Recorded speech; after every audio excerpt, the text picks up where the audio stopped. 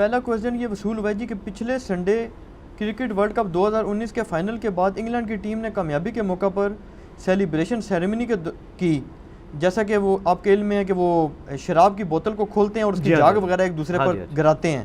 اس وقت England team کے 2 مسلمان ممبرز معین علی اور عادل رشید نے خوف خدا کا عملی مظاہرہ کرتے ہوئے تمام انٹرنیشنل میڈیا کے سامنے اس تقریب سے علیحدگی اختیار کر لی۔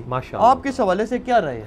میں بہت خوش ہوں جی۔ سب سے پہلے تو میں کہتا ہوں ویل ڈن دونوں کو، اور مبارکباد پیش کرتا ہوں کہ انہوں نے عملاً مسلمان ہونے کا مظاہرہ کیا ہے، کہ صرف وہ اللہ اور اس کے رسول کو ماننے والے نہیں ہیں بلکہ اللہ اور اس کے رسول کی ماننے والے ہیں، عز و جل و صلی اللہ علیہ وآلہ وسلم۔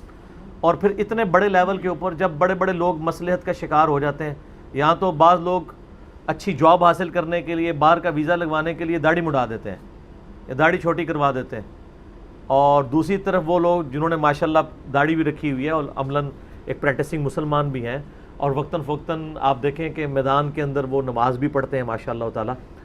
یہ بہت بڑا موقع تھا۔ ظاہر ہے کہ انگلینڈ کی ہسٹری میں اس سے بڑا کوئی ایونٹ نہیں آ سکتا کہ وہ کرکٹ جس کا بانی انگلینڈ ہے، جن کو آج تک کبھی کامیابی حاصل نہیں ہوئی تھی، کتنے وہ فائنل میچ ہار چکے ہوئے تھے۔ آپ بتائیں آسٹریلیا سے بھی فائنل ایک دفعہ ہارے، ایک دفعہ پاکستان سے ہار گئے، ایک دفعہ ویسٹ انڈیز سے ہار گئے۔ تو اس وقت یعنی پریکٹیکلی ہماری ہمدردیاں تو نیوزی لینڈ اور انگلینڈ دونوں کے ساتھ تھیں، کیونکہ نیوزی لینڈ بھی کئی دفعہ ہمارے ہاتھوں ہارا ہوا ہے سیمی فائنل کے اندر، پچھلی دفعہ فائنل آسٹریلیا سے ہار گئے تھے۔ تو پھر میں نے میں آپ کو پتہ ہے علمی بندہ ہوں، میچ سے پہلے مجھے میری وائف پوچھتی ہے کس کے ساتھ ہو، میں نے کہا جی دلی طور پہ تو میں نیوزی لینڈ کے ساتھ ہوں، لیکن علمی طور پہ میں انگلینڈ کے ساتھ ہوں۔ تو کہنے لگی کیوں؟ میں نے کہا اس لیے کہ انگلینڈ والے کافی دفعہ ورلڈ کپ کے فائنل میں پہنچے ہیں، نیوزی لینڈ تو ایک فائنل ہارا ہوا ہے، انگلینڈ جو ہے کم از کم 3 فائنل تو مجھے یاد ہے کہ وہ ہارے ہوئے ہیں، تو علمی طور پہ ان کا حق ہے کہ یہ جیتے۔ تو اس لیے چونکہ میں علم کا ہوں تو میں جذبات کو پیچھے رکھ دیتا ہوں، تو بہرحال وہ اللہ نے جتایا ہے، باقی تو نیوزی لینڈ کا پلڑا تو بھاری تھا۔ باقی ہم اس کی طرف واپس آتے ہیں۔ یہ جو ہمارے بھائی ہیں معین علی اور دوسرے عادل رشید، میں ان کے لیے دل سے دعا گو ہوں کہ اللہ تعالیٰ اس ایک نیکی کی برکت سے قیامت والے دن ان کے لیے عافیت کا معاملہ فرمائے، کیونکہ اللہ تعالیٰ بعض اوقات ایک چھوٹی سی نیکی کوئی بہت بڑا یعنی بنا دیتا ہے۔ بخاری اور مسلم دونوں میں حدیث ہے، میں ان کے حوالے سے بیان نہیں کر رہا، ویسے ایک ایگزامپل کے طور پہ، کہ ایک جو ہے وہ بدکار عورت تھی، وہ ایک راستے پہ جا رہی تھی، تو راستے میں اس نے ایک کتے کو پیاسا دیکھا، تو اس نے اپنے پاؤں کا موزہ چمڑے کا اتار کے تو کنویں سے پانی بھر کے اس کو پلا دیا۔ اللہ کے محبوب صلی اللہ علیہ وآلہ وسلم فرماتے ہیں اللہ نے اس ایک عمل کی برکت سے اس کی بخشش فرما دی۔ لیکن اس سے کوئی یہ پلی نہ لے کہ بھئی انسان کو بس اس طرح کی نیکیاں کرنی چاہیے اور بدکاری کی زندگی گزارنی۔ یہ ایک واقعہ ہے اللہ کی رحمت کی انٹینسٹی کو بتانے کے لیے۔ بالکل اس کا اپوزٹ واقعہ بھی ہے، وہ بھی بخاری اور مسلم دونوں میں ہے، کہ نبی علیہ السلام فرمایا ایک بڑی نیکوکار عورت تھی، اس نے بلی پالی ہوئی تھی، اس نے بلی کو بھوکا اور پیاسا رکھا حتیٰ کہ مر گئی، اس کی وجہ سے وہ عورت دوزخ میں ہے، حالانکہ اس کی کتنی نیکیاں بھی تھیں۔ تو اللہ تعالیٰ اگر چھوٹی سی نیکی پہ بخش سکتا ہے تو چھوٹے سے گناہ پہ پکڑ بھی سکتا ہے۔ یہ دونوں رزلٹ نکالنے چاہیے، دونوں ایکسٹریمز پہ نہیں جانا چاہیے۔ باقی ان کا تو معاملہ یہ تو ماشاءاللہ میرا حسن ظن ہے کہ پریکٹسنگ مسلمان ہے، اور انہوں نے اس دلیری کا مظاہرہ کیا ہے جو بڑے بڑے سو کالڈ دین کے جو ٹھیکیدار بنے ہوئے نا ان سے بھی نہیں ہوتی، اور انہوں نے دیکھیں پریکٹیکلی اس کا ثبوت دیا ہے۔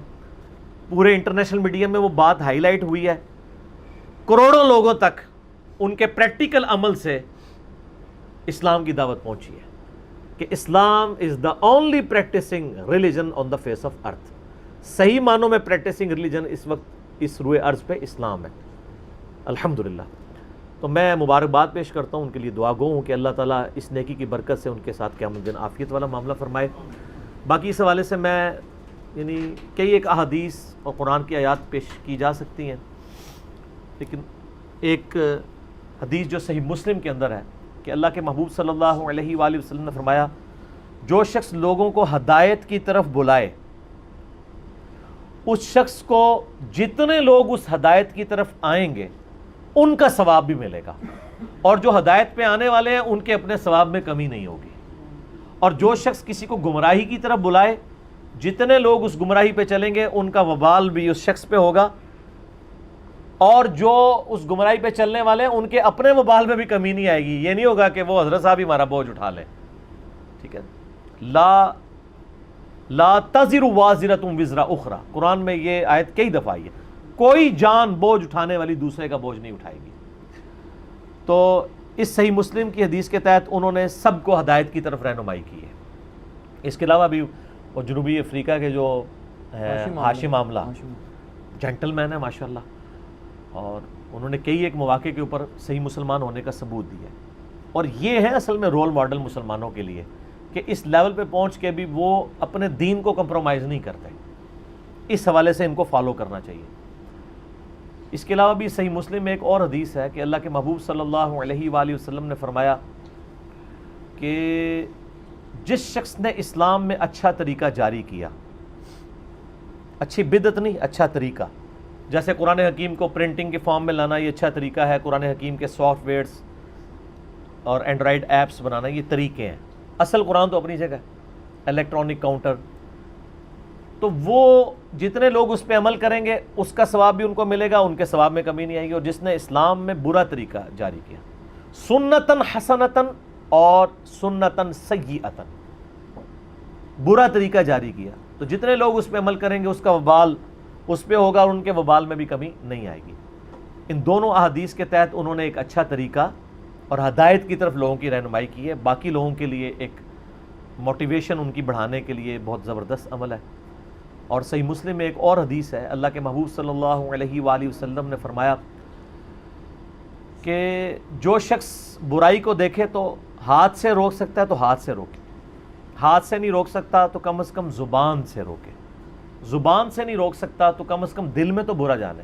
لیکن فرمایا ذالک اضعف الایمان, یہ ایمان کا آخری درجہ ہے, یعنی کم از کم زبان سے روکنا چاہیے.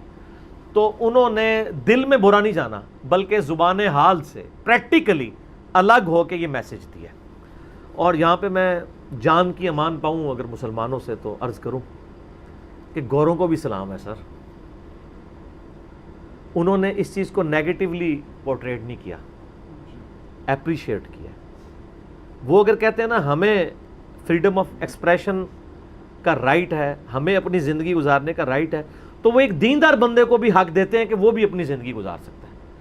ورنہ وہ شوکاز نوٹس دے سکتے تھے کہ آپ ٹیم سے الگ کیوں ہو گئے جی, اس وقت آپ نے جو ہے وہ انگلینڈ کی کرکٹ کونسل کے رولز کی وائلیشن کر دی, آپ نے فلاں کر دیا, آپ نے یہ کر دیا. ان کا نہیں, جس طرح ہمارا حق ہے ان کا بھی حق ہے. تو سر یہ گورے کو آپ اپریشیٹ بھی کریں اس معاملے میں, ٹھیک ہے.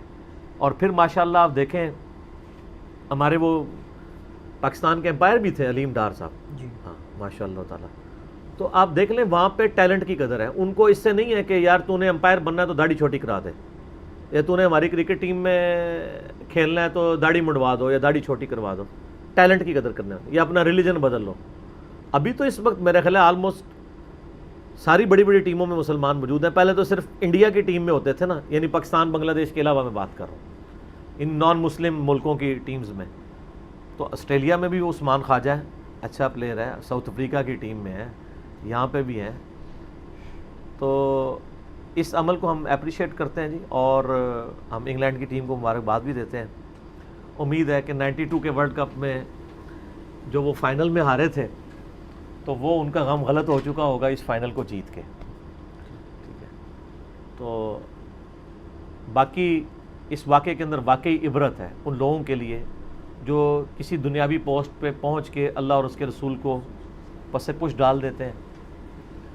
ان لوگوں نے پریکٹیکلی ثابت کیا ہے کہ اللہ از دا ٹاپ پرائورٹی, اللہ ہماری ترجیح اول ہے. اور یہی ایک مسلمان سے اللہ تعالیٰ کی ڈیمانڈ ہے کہ صرف اللہ اور اس کے رسول کو نہ مانے, اللہ اور اس کے رسول عز و جل و صلی اللہ علیہ وآلہ وسلم کی بھی مانے. یہ کی جو ہے نا یہ مشکل ہے, کو بڑی آسان ہے, کیونکہ کی کے ساتھ امتحانات جڑے ہوئے ہیں, پریشانیاں جڑی ہوئی ہیں, دنیاوی منفعت جڑی ہوئی ہے. تو اس حوالے سے ان کی جرت کو سلام ہے جی. اور اس کے ساتھ ساتھ جتنے بھی دنیا میں مسلمان جو یعنی کھیلوں کی دنیا سے وابستہ لوگ ہیں, سپورٹس کے ساتھ وابستہ, چاہے وہ فٹ بالرز ہوں, ہاکی کے پلیئر ہوں, جو غیر مسلم ٹیموں میں یعنی کھیل رہے ہیں. اور میں دیکھتا ہوں کئی بار وہ فٹ بالرز کو دیکھا ہے کہ وہ فٹ بال کی گراؤنڈ میں فیفا ورلڈ کپ ہو رہا ہے, دنیا میں کروڑوں لوگ دیکھ رہے ہیں, کروڑوں بھی نہیں کہنا چاہیے, اربوں لوگ. کرکٹ کو کروڑوں لوگ دیکھتے ہیں, کرکٹ بھی اب اربوں میں چلا گیا, 1.5 ارب تو صرف انڈین ہے. تو فٹ بال تو دنیا میں سب سے زیادہ دیکھے جانے والی ٹیم ہے, یعنی ایک کھیل ہے. ان کی ٹیمز کے اندر جو ہمارے مسلمان پلیئرز ہوتے ہیں, کئی بار دیکھا ہے کہ وہ یعنی کرکٹ کے گراؤنڈ کے اندر کھڑے ہو کے رفع الیدین سے نماز پڑھ رہے ہوتے ہیں. سر آپ تو حنفیوں کی مسجد میں رفع الیدین کرتے ہوئے ڈرتے ہیں.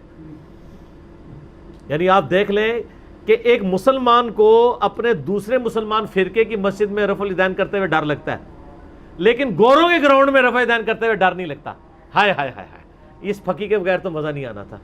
تو اذان عصر شروع ہو چکی ہے, اس کا جواب دیں انشاءاللہ بقیہ سوالات اذان عصر کے وقفے کے بعد.